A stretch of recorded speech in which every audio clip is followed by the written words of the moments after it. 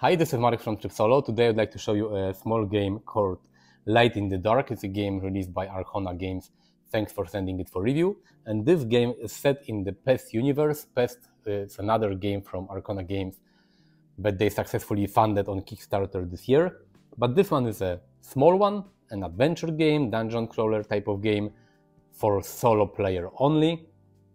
You are a plague doctor trying to heal a region, fight different monsters, trying to complete different quests, and fighting a boss at the end of the game. Let me show you how this game plays, and then I will tell you my opinion about this game. This is Light in the Dark prepared for play. This is the initial setup. I only added 2 more terrain cards, so you will see how the map looks like. This is the map. Here are different cards, enemy cards, boss cards, items that you will be able to acquire during the game, terrain cards that you will add to the map when you explore the land. Here you have quests, your hero card, and some player aid cards. You have more heroes in the game. This is the easiest one. You have 3 additional heroes that you can choose from. Each hero has got different difficulty level shown in the left upper left corner. And each hero has got 3 stats. You have health, you have speed, and you have strength. Strength is important for fighting, speed is important for moving, and health is important for, staying alive. If your health goes to 0, you will lose the game. In the game, you also have 3 quests.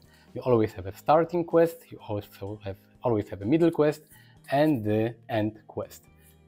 There are 3 sets of the starting, middle, end quest. You can mix and match and however you like.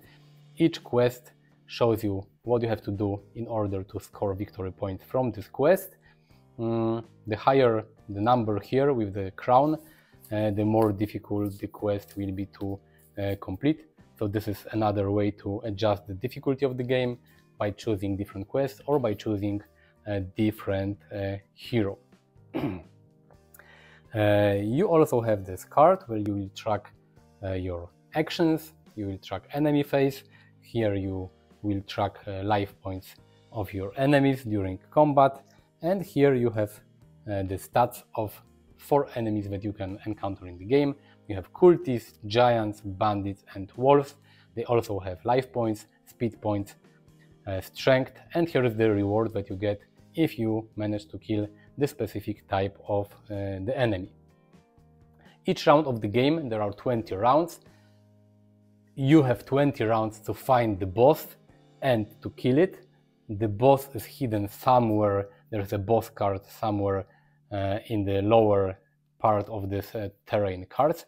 So you have to walk around to discover new cards, add them to the map, hoping to find the boss and to kill it before the time runs out. As I said, you have 20 rounds to kill the boss. If you kill the boss, you win the game.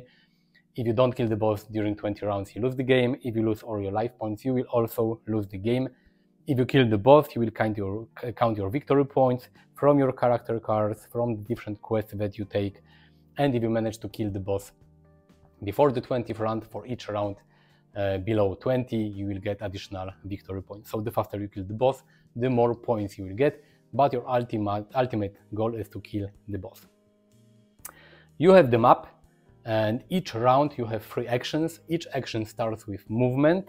You can move up to the speed number of your character. For example, my character can move up to 4 spaces.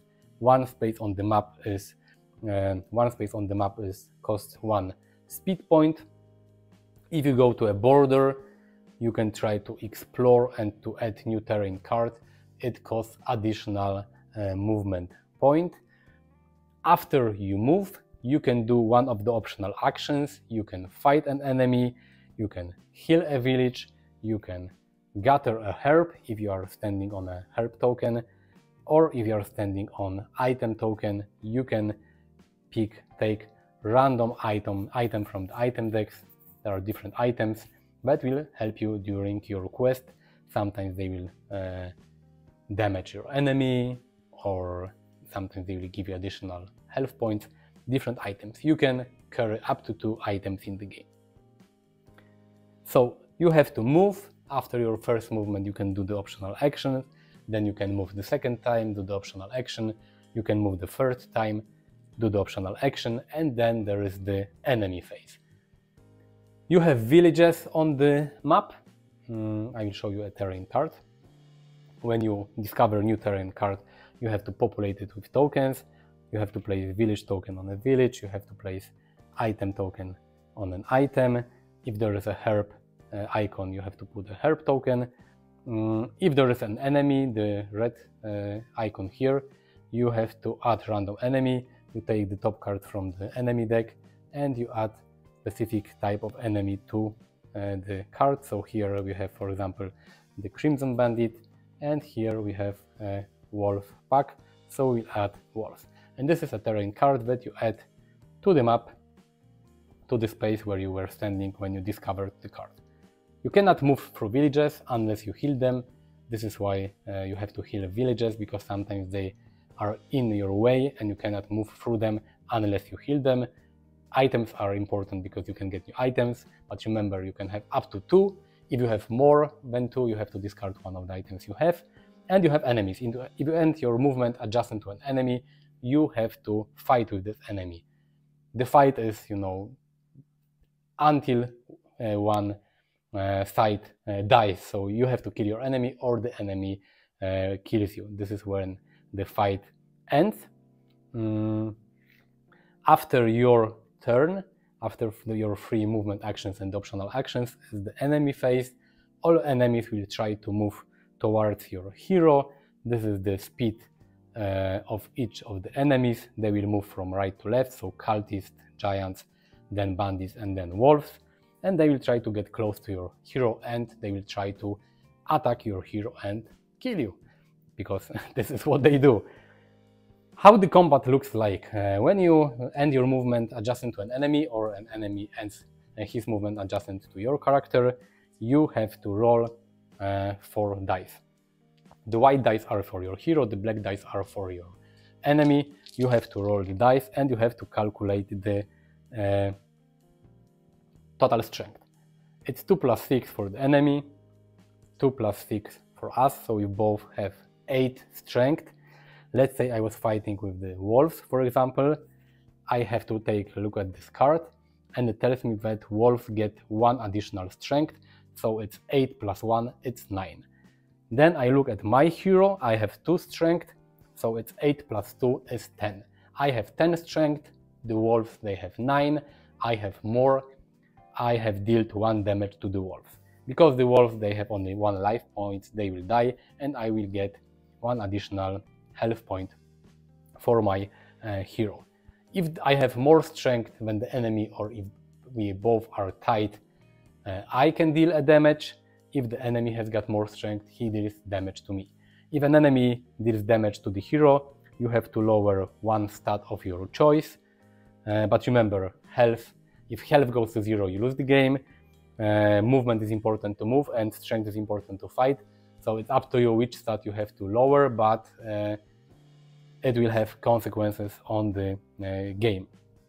Of course, you have items that sometimes allow you to remove a die from your enemy, or they will give you additional strength, so the items definitely help you during combat. But as I said, the fight continues until the hero dies or the enemy dies. At some specific points on the quest cards, when the round tracker, after your turn and after enemy turn, you have to progress the round tracker. As I said, you can only try to complete a quest when the time tracker is on this card, so you cannot complete quests in advance, and you cannot complete previous quests if the round tracker, let's say, moves from here to here and you didn't finish this quest, you cannot finish it anymore. Sometimes on the quest card you can see these spots like this with this red swords, and this means that when the round tracker goes to this point, all enemies will respawn on the map on each enemy space. So you have to try to hurry to find the boss and to kill it, because if the round tracker goes here, each enemy will respawn on the board and they will try to get to you and kill your hero. And this is basically how you play Light in the Dark. You have to kill the boss before 20 rounds. If the boss kills you, you lose the game. If the enemy kills you, you lose the game. If you don't find and kill the boss in 20 rounds, you also lose the game. So this is Light in the Dark. Let me tell you what I think about it. I have written down pros and cons of this game. I will tell you them first, and then I will tell you what is my personal opinion about it. Pros. This game is simple and this game is quick to play. According to boxes, 15 to 30 minutes, probably rather 30 minutes, but still quite simple and fast game to play. It doesn't pretend to be a big game in a small box. It's a rather simple game in a small compact box. Second thing, I really like the theme. I really like the story, the plague, the monsters, and the land that you travel across. I like the look of the game. It looks thematic, dark, gloomy type of game. So it looks really nice. Another pro, it has a modular map.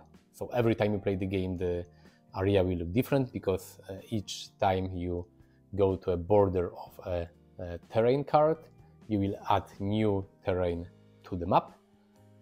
And the terrain cards are shuffled each time you play the game. So each time you play the game, the layout of the region will be different. So this is really, really cool. I love that this game is small box. I don't know, I have something that I really like small box games. The game is easy to take on holidays. It's easy to throw in a backpack. You can take it with you whenever you go. It's of course a solo only game, so you cannot play it with other people. But it's a perfect travel game, especially that the rules are not complex, the game length is not long, so it's a perfect travel game, or even a game that you can play at home if you have 30 minutes in the evening and you want to play some dungeon crawler adventure type of game. Light in the Dark is perfect. Cons of the game. The game is random. You randomly draw monsters from the deck, you randomly add terrain tiles to the region, and the combat is random as well. You roll dice for you, dice for the enemy. So if you don't like random games, Light in the Dark is not a game for you, definitely. Because combat is dice based. You can be lucky and you can defeat enemy in 2-3 rounds, combat rounds. If you're unlucky, a small wolf can kill you because the wolf will always roll higher results on dice than you. So this is a random game. Of course, you have some equipment cards, items that can help you with the randomness, but basically this is a random game. Another thing is that this game is quite simple. It's not a con for me, but for some people it might be. If you are looking for a more advanced game with more advanced mechanics and a lot of replayability, different player powers or something like this, this is not a game for you. This game is quite simple. You walk around the map, you have to kill the boss, you gather some items, kill some villages, fight some monsters and kill the boss in the end. So the rules are quite simple. For me this is like pro, but for some people it might be a con. The replayability is a little limited because, as I said, every time you play the game you try to do different things. Of course you have a deck of item cards, but you always have 4 enemies. You have only 4 bosses in the game. The bosses behave basically like a regular enemies. They just have better stats.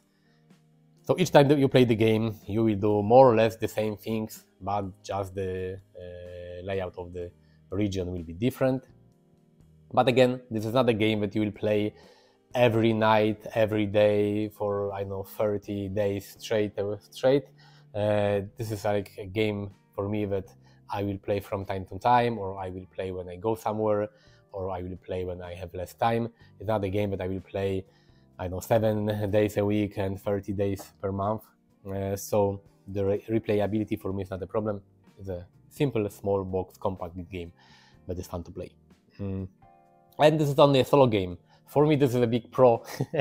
For some people, this might be a con. You cannot play this game with 2 people, 3 people, 4 people. You can only play this game solo. So if you're not a solo gamer and you love to play with other people, Light in the Dark is not a game for you because this is a solo only game.